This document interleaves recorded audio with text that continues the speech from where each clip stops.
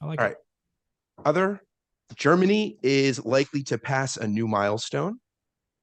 50% of its power will come from solar and wind renewable energy this year.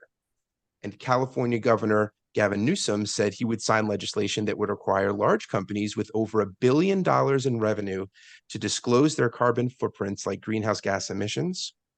The bill has made it through the state Senate, and apparently they're just cleaning up some language, whatever that means, but then he's going to sign it. So they disclose it. So what? At least you know, I guess. Oh, okay. Transparency.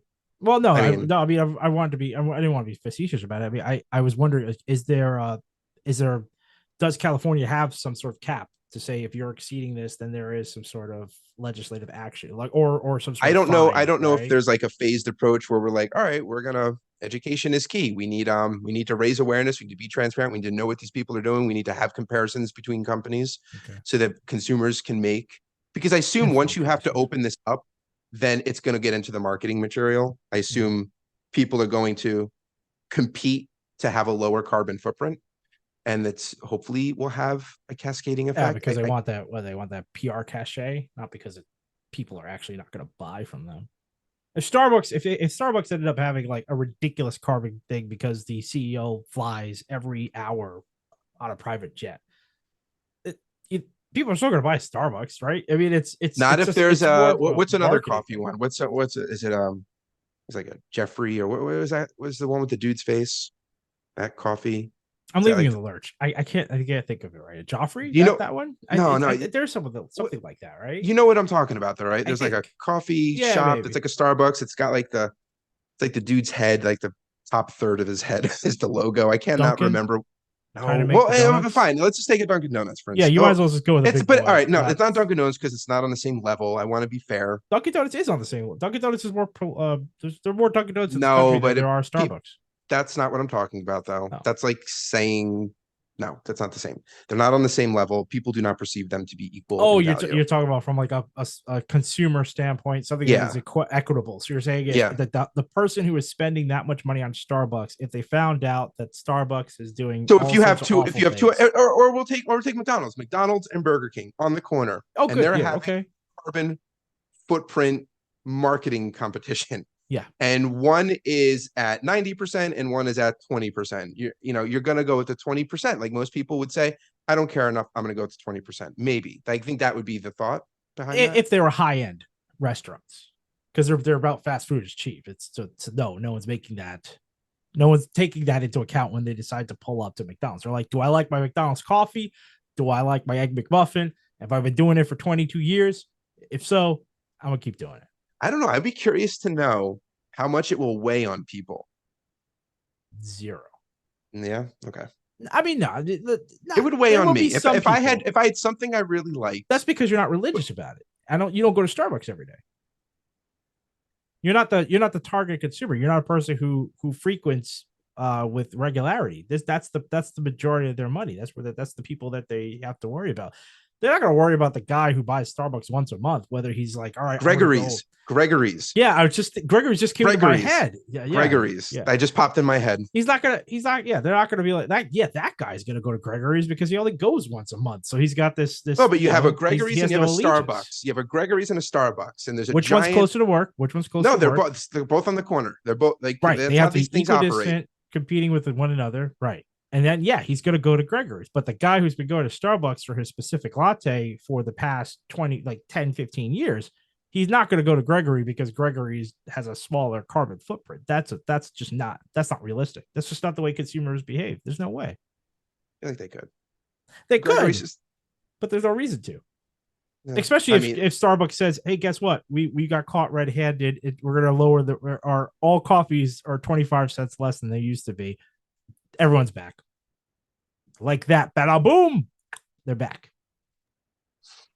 I'm not cynical. I'm just saying that that's the reality. That's the real I think measure people that need to people are weighing people it. need to be more educated because I think that understanding the impact of your purchase, I think matters, but you have to believe in that impact. You have to understand what that impact actually means. You're also So not if going to say that Starbucks is worse than like Exxon Mobil or Shell. that's the other thing is there's always going to be a war of who's worse, and everyone's always going to play a game of like, well, we're not the worst. We're maybe the worst in this instance, but we're not. We're not.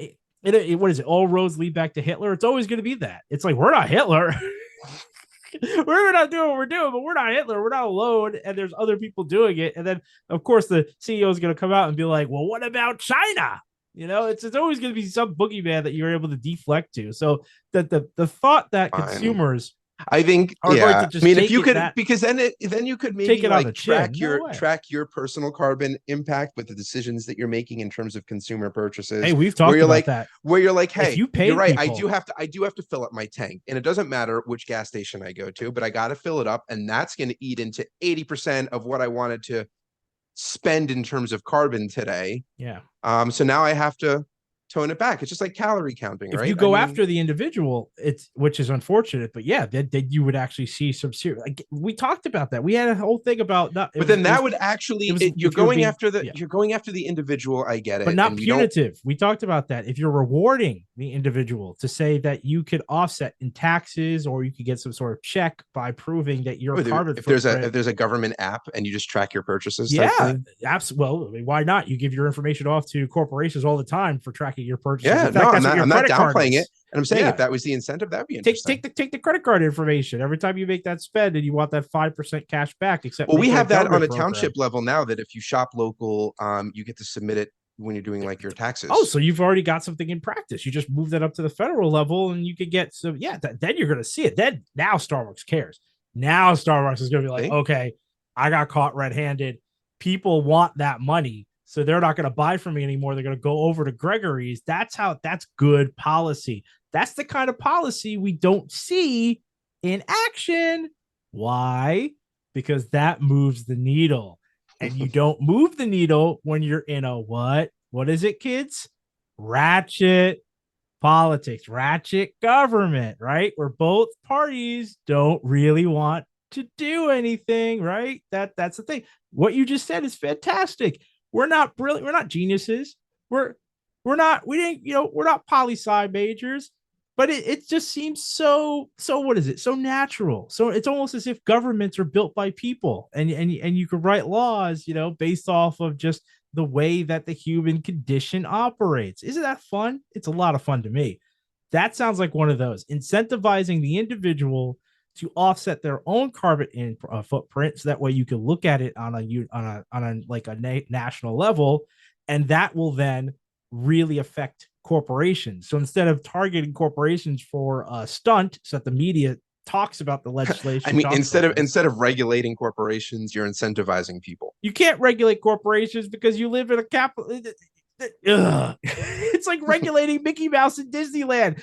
It's built for Mickey Mouse. Disneyland and Mickey Mouse are the same. You can't regulate somebody who the whole ethos is built for. So the only thing you can do is regulate the outlawed consumer. Paper bags, right? They outlawed paper or plastic bags. Oh yeah, that's real hurt. Yeah, that's hurting everybody. In fact, have you read a single? Can they just outlaw like gas cars eventually and just like mandate? You reminded me that every time I do this pod, I keep trying to say I need to look at an article to actually see what is happening, because they replaced all the plastic bags with these like fabric trash things, and I'm like, these are all going to the dump too. What goes into making these? What is their eventual lifespan in terms of being dumped? Because again, it's not as bad as plastic, but even on the bag itself, the bags never say recyclable. They say recyclable by using multiple times. And I remember there was a study way back where it's like you had to use them like 20, like 100. It was something ridiculous. I'm pushing the number up, but it was something that most people are not using the bag for the rest of their life. The bag gets used 1, 2, 3 times more and then ends up in the trash. So I want to know, what are we offsetting with that? I mean, I'm happy it's not plastic, but it's not like it's paper either. It's these stupid fabric bags. It is a very fair point. I don't know the supply chain, like what it takes to create these things. It's fair. I don't want to throw them out, but every time you order from the grocery store, every time you do like an Instacart, they come with like 10 of those bags. What are you going to do with 10 bags a week? You're like, maybe you shouldn't do Instacart. It's like, well, maybe Instacart shouldn't exist. Well, I mean, maybe I should be incentivized to offset my carbon footprint and not do Instacart. Maybe someone should pay me and I can put that into something else, right? I don't know. You do know. We all know. We all know how to make good legislation. And yet we're brainwashed into feeling as if we can't do it. And the only people who could do it are people being paid by corporate lobbyists in order to make legislation that does not benefit you. But I will get off my high horse. I will get off the stump. So All right. Well, I mean, even though there's some questions about that one, at least Germany is going to get 50% of its power from wind and solar by the end of the year. So yay das for them. Boots. Yay for them. Landlocked Germany. Just kidding. Kidding, everyone.